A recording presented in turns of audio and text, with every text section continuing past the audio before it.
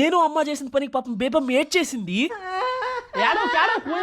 Welcome back to another video. ఈ వీడియోలో అయితే మా బేబమ్మ అయితే ప్రాంక్ చేయబోతున్నాను అనమాట. మీరు వద్దురా స్వామి అన్నట్టుగా నవ్విస్తాను అనమాట. అంత బాగుంటుంది వీడియో. ఆ వీడియో రావాలంటే మా పెద్ద సహకరించాలా.